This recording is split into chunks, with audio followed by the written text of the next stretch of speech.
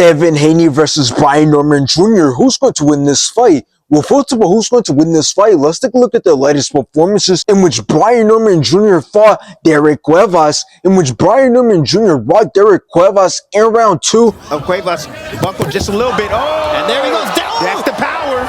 Impressive how Cuevas. Brian Norman Jr. then dropped Derek Cuevas, and the rest enough and stopped the fight in round 3. Partially blocked. Ooh, that's a lead right in the left drop. Stop it. You want to go?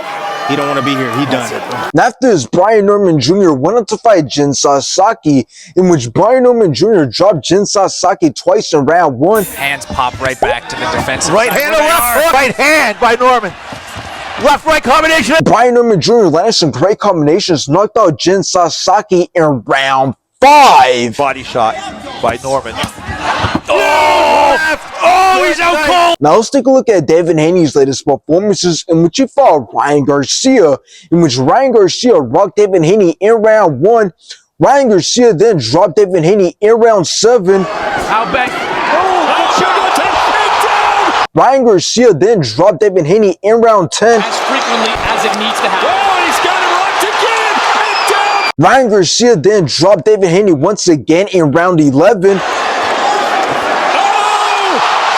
And Ryan Garcia won by decision. But then the fight was ruled a no contest since Ryan Garcia failed the drug test. And after this, Devin Haney went on to fight Jose Ramirez, in which it was a very boring fight. There was no action at all. Devin Haney was just running, but Devin Haney outlanded Jose Ramirez, and Devin Haney won by decision. And I got Brian Norman Jr. winning this fight because his latest performances have been way better and he has way more power. Now, I can't wait to see this fight because the build-up has been pretty funny. I mean, Brian Norman Jr. is obviously the much more humble fighter compared to Devin Haney. So I think that's one reason why a lot of people want to see Brian Norman Jr. win this fight and knock out Devin Haney. So let's talk about how this fight's going to play out. Well, here's the thing. Everything's looking pretty similar to when Devin Haney went up in weight to fight Regis Prograis, since Devin was going up in weight to fight a world champion who had power, and now we're seeing it again. And in that fight with Regis Prograis, Devin Haney not only managed to outbox and outclass Regis Prograis throughout the whole entire fight, but he even managed to hurt and drop him, even though a lot of people were calling Devin Haney pillow hands, saying that he won't be able to do anything at 140 since he already doesn't have power at 135. So now we're gonna have to see if Devin Haney can repeat that, but it's not going to be easy because Devin Haney is no longer the same fighter since he went through it against Ryan Garcia. And not only did that take away some of his confidence, as we've seen in his last fight against Jose Ramirez,